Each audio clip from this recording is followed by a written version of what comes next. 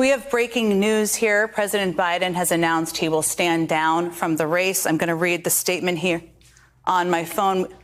We also have Tim Miller, who's going to be joining us shortly. My fellow Americans, over the past 3.5 years, we have made great progress as a nation. Today, America has the strongest economy in the world. We've made historic investments in rebuilding our nation, in lowering prescription drug costs for seniors, and in expanding affordable health care to a record number of Americans. We've provided critically needed care to 1 million veterans exposed to toxic substances. Thank you so much. I'm just going to read off the paper here. Passed the first safety law in 30 years, appointed the first African-American woman to the Supreme Court, and passed the most significant climate legislation in the history of the world. America has never been better positioned to lead than we are today. I know none of this could have been done without you, the American people. Together, we overcame a once-in-a-century pandemic and the worst economic crisis since the Great Depression. We've protected and preserved our democracy, and we've revitalized and strengthened our alliances around the world. It has been the greatest honor of my life to serve as your president, and while it has been my intention to seek re-election, I believe it is the best interest of my party and the country for me to stand down and to focus solely on fulfilling my duties as president for the remainder of my term. I will speak to the nation later this week in more detail about my decision. For now, let me express my deepest gratitude to all those who have worked so hard to see me reelected. I want to thank Vice President Kamala Harris for being an extraordinary partner in all this work, and let me express my heartfelt appreciation to the American people for the faith and trust you have placed in me. I believe today, what I always have, that there is nothing America can't do when we do it together. We just have to remember we are the United States of America. Obviously, this is a significant breaking news development with the president announcing he is stepping back from the race. There was very little indication from people close to him and many people in the campaign that this was what was about to happen, as much as there were reports of Democrats calling on him to do that. What's interesting in this, I will note, and then we're going to bring Tim Miller in, is that he does not endorse the vice president in this statement. We'll see what he says later this week. And I know there's going to be a lot of reactions from people coming in as this statement was just put out by the White House. Tim Miller is back with me now. Tim, we were just talking just a few minutes ago, and I don't think either of us had any indication. And I'm always a believer you have to share with the public what you know and what you don't know. We knew there were lots of calls, but we had not been given any official indication, even as of 10 minutes ago, that this decision had been made. I even spoke with Keisha Lance Bottoms earlier this hour and asked her if she had an indication, and she's a senior advisor, and she had not. So what is your reaction to this news and kind of what's going to happen over the next couple of days? Yeah. Well, first, I agreed with everything that was in the president's statement there. I think this was obviously very challenging for him. Some of us who've been agitating for this move, I think we're a little bit frustrated with the amount of time that it took just because of the stakes of this election and the desire to beat Donald Trump. But recognizing also that this is tough, that it is tough for, somebody in his position to recognize, to admit that maybe, while, he is up for the day-to-day rigors of the job of president, like the job of campaigning against Donald Trump is a different one altogether. And given what we saw at the debate and in the week since, that just didn't feel like he was up for that to the extent needed. And that was reflected in the polls, it was reflected in polls of Democrats, it was reflected in focus groups and in conversations that we all have with people in our lives. So I'm grateful to him that he came to that decision. I think the next steps kind of go to what we talked about in the hypothetical question in the last segment, right? Like what makes the most sense for the party? To me, I would reiterate, I do think an open process will probably lead to Vice President Harris. But, I think it would be good for the American people and for the Democrats to take this moment to get energized again, to get excited, to hear from the vice president, maybe hear from other people and about what a vision could look like, what a different contrast from Trump could look like. The last thing I'll say just on the vice president, to me, if you want to sum up a contrast, a prosecutor versus a convicted criminal, a woman who wants to protect your freedoms versus an old man that wants to take them away. Those are two really good kind of elevator messages that she could bring forward that were not that present and the ticket before today. So those are my initial thoughts. No question about it. I know we're going to bring in Claire McCaskill, and I'm just going to say on a personal note, I'm just digesting this myself here because I worked for him for a year and a half, and he is a remarkable person, a remarkable president. He's had such a tremendous presidency where he has overcome the odds and defied people's expectations.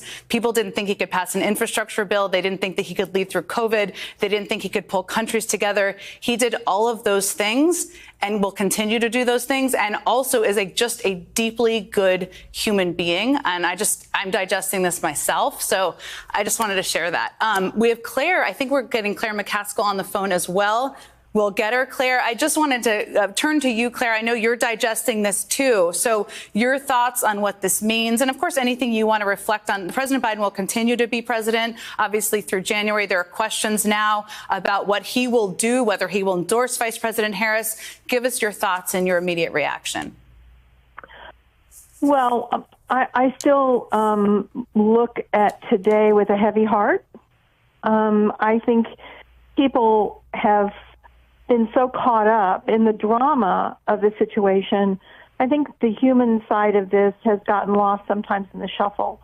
And so I first and foremost want to say that I know how painful this has been for the president in so many different ways, and his family and his staff. And I am of who he is and how he has served. I think our country should be proud of who he is and how he has served. And I know that he will continue to serve us well throughout his entire term.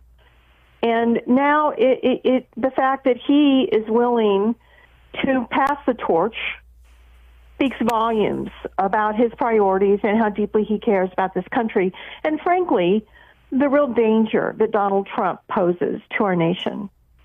Now what happens? I think everybody needs to keep in mind that Joe Biden chose Kamala Harris to be there in case he couldn't.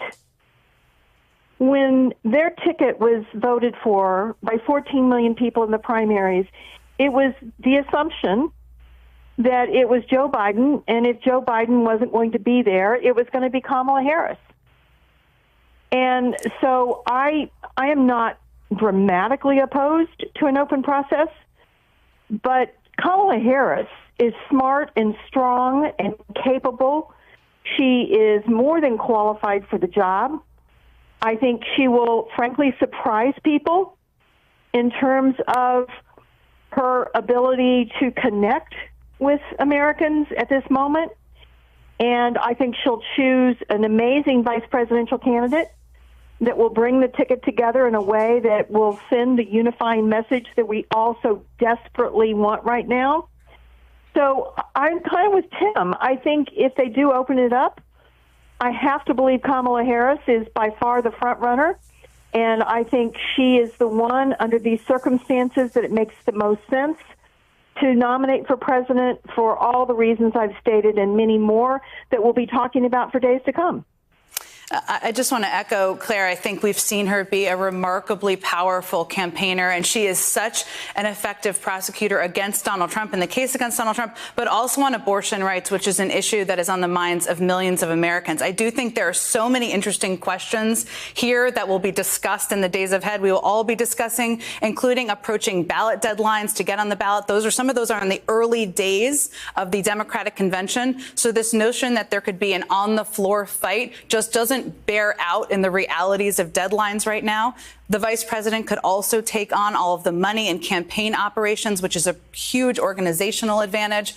But I think there's also an interesting point raised by some that, it shouldn't look like a coronation, because if it's her, she should look strong. But these are all questions I know Democrats, the DNC, and others have been contingency planning on, but they're all going to play out very quickly in the days ahead. Yeah, they will. And they will, and there's going to be a lot of input. But I think, Jen, as you and I both know, a lot of this work has been going on behind the scenes over the past few weeks. And I don't mean that anybody was, that knew that President Biden was going to do this today. I mean that when you're this close to an election, a lot of people work, well, what if? And those what ifs have been tackled in the past few weeks, and I think there's a lot of people out there ready now to execute plans. Unquestionably. Claire, let me ask you, you know President Biden well.